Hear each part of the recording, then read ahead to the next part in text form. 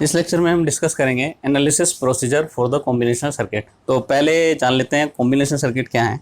तो पहले digital circuit को अगर हम ब्रॉडली क्लासीफाई करें, तो डिजिटल सर्किट को अगर ब्रॉडली क्लासीफाई करते हैं तो उसमें हमारे दो तरह के सर्किट हैं। एक है आपका combinational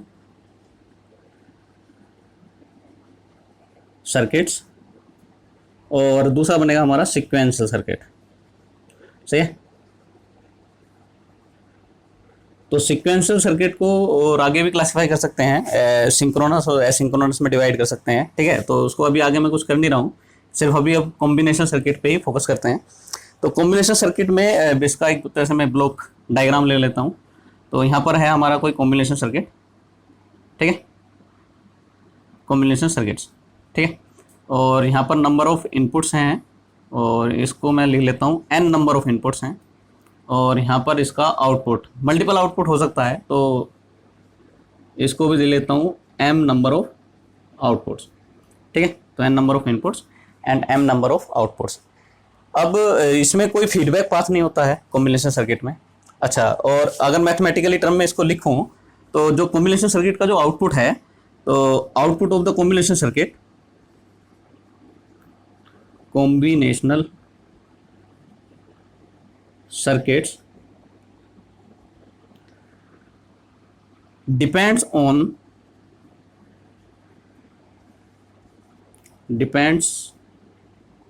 only on present input। सही है, present inputs। ठीक है, तो जो आउटपुट है कॉम्बिनेशन सर्किट का वो डिपेंड करता है प्रेजेंट इनपुट पे, सिर्फ प्रेजेंट इनपुट पे ही डिपेंड करता है।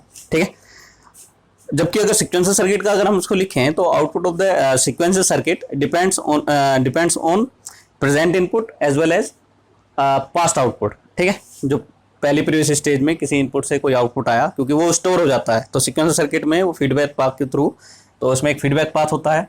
सही है, और यहाँ पर वो कोई जो है आपका स्टोर हो गया और स्टोर होकर वापस उसको सर्किट में देते हैं। ठीक है, तो वो सीक्वेंशियल सर्किट में होता है। कॉम्बिनेशन सर्किट में ये स्ट्रेट फॉरवर्ड है, जो आउटपुट है वो डिपेंड करता है सिर्फ जो प्रेजेंट इनपुट है इन पे ही डिपेंड करता है। सही है, और पीछे का कुछ भी इसमें स्टोर नहीं रहता है। ठीक है, तो इसलिए ये क्या है, ये प्रेजेंट इनपुट पे ही डिपेंड करेगा। तो ये तो हो गया कॉम्बिनेशन सर्किट। ठीक है, सीक्वेंशियल सर्किट को आगे डिस्कस करेंगे थर्ड यूनिट में। अभी हमारी सेकंड यूनिट स्टार्ट है। ठीक है, तो कॉम्बिनेशन सर्किट आप समझ गए होंगे। सिर्फ इसका सिंपली इतना याद रखो, जो आउटपुट है वो सिर्फ डिपेंड करता है प्रेजेंट इनपुट पे ओनली। ठीक है, चलें अब आगे चलते हैं। तो एनालिसिस प्रोसीजर में क्या है, एनालिसिस प्रोसीजर में हमारे पास एक सर्किट दिया होगा, डिजिटल सर्किट, कॉम्बिनेशन सर्किट आपको।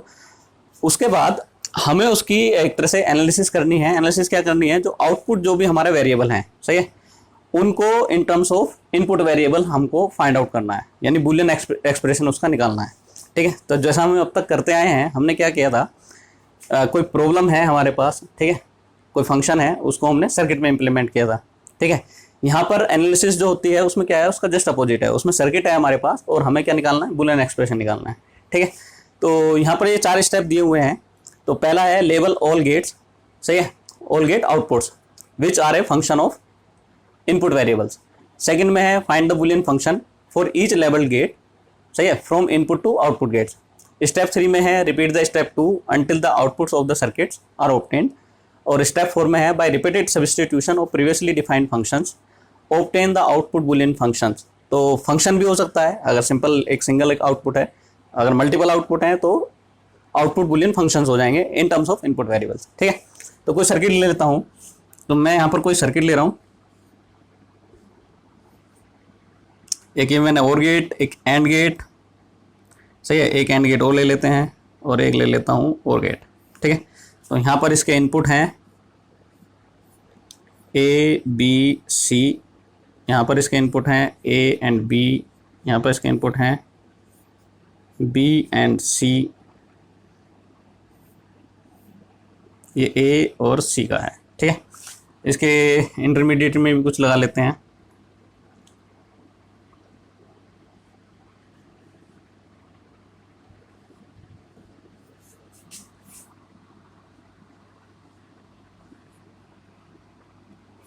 ठीक है, इन दोनों को दे देता हूँ इस पे।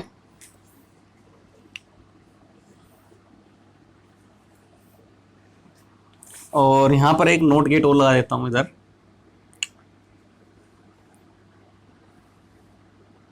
ठीक है, एक नोट गेट और ऐसे ही कॉम्प्लेक्सिटी इसकी बढ़ा रहा हूँ और कुछ नहीं।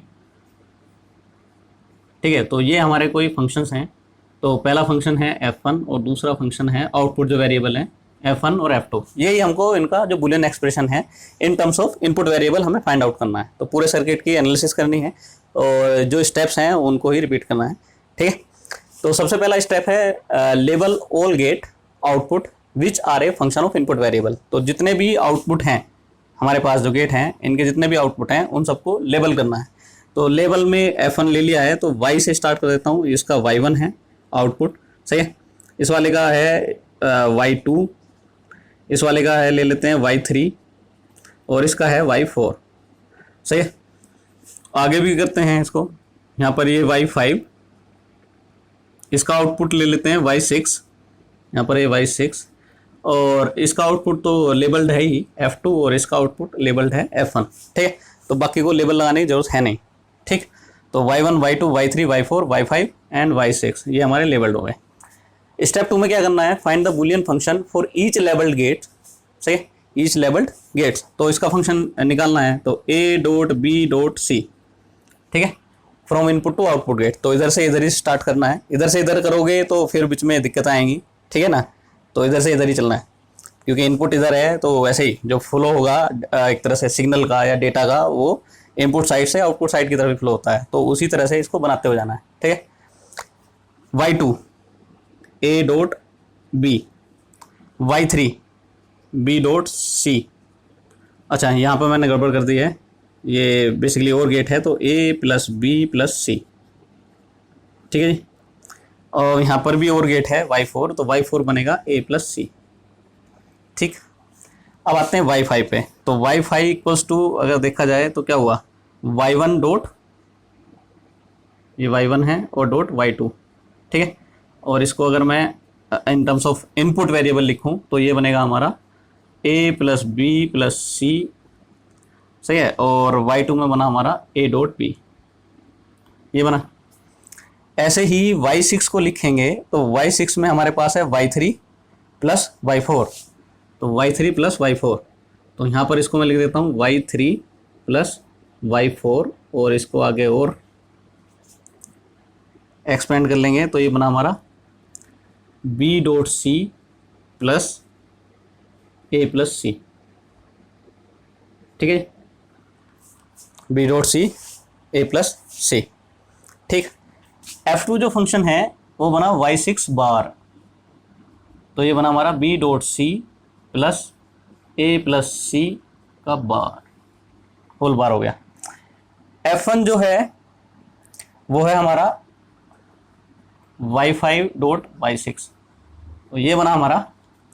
अब इसको इनके टर्म्स में लिख लेते हैं, तो a plus b plus c a dot b, और अब y6 भी आ गया है, तो डॉट, इसको पूरा ब्रैकेट में ले लेंगे, b डॉट c, ठीक है, एक ब्रैकेट और लगा लेते हैं, प्लस a प्लस c, ये भी और ये भी, ठीक है जी। तो ये हमारा आउटपुट फंक्शन आया f1 के टर्म में, सही है। तो जो आउटपुट फंक्शन है वो जो हमारे इनपुट वेरिएबल हैं, ठीक है, उनकी टर्म्स में आ गया है। ऐसे ही हमारा f2 जो हमारे इनपुट वेरिएबल हैं, इनके टर्म्स में आ गया है। तो ये हमारी हो गई एनालिसिस। अब इसको सिंप्लीफाई कर सकते हो, ठीक है, अगर सिंप्लीफाई करना चाहते हो तो सिंप्लीफाई कर सकते हो। ठीक, मैं इसको यहाँ पे छोड़ रहा हूँ, ये आप सब जानते हो, जो आपने बूलियन अलजेब्रा पढ़ा है उससे आप इसको आराम से सिंप्लीफाई कर सकते हो। तो मैंने पहला स्टेप बताया और बाकी फिर मैं करता चला गया, बाकी स्टेप डिस्कस नहीं करे, ठीक है। उसको तो फाइंड द बूलियन फंक्शन ये वाला मैंने करा ही दिया। उसके बाद repeat the step 2 until the output of the circuit are obtained, तो इसको रिपीट करते जाना है, ठीक है।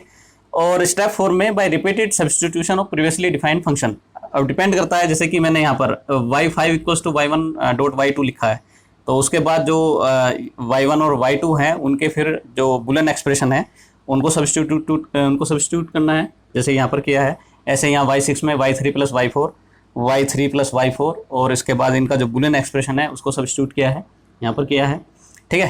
तो और जो भी हमारे पूरा, उसके बाद ऑब्टेन द फाइनल, तो यहाँ पर भी ऐसे ही वही सब्स्टिट्यूट किया है, इसको सब्स्टिट्यूट किया और ये हमारा क्या मिल गया, फाइनल बूलियन एक्सप्रेशन जो आउटपुट का है। तो फाइनल हमारे पास दो हैं आउटपुट्स, f1 एंड f2, और दोनों को हमने क्या किया है, पहले इन टर्म्स ऑफ जो लेबल्ड गेट थे आउटपुट जो था गेट का, जिसको लेबल किया था y1 y2 या y5 y6 जिनकी भी टर्म्स में हमने उसको रखा, और उसके बाद सब्स्टिट्यूट कर दिया किससे, जो उनके बुलियन फंक्शन है।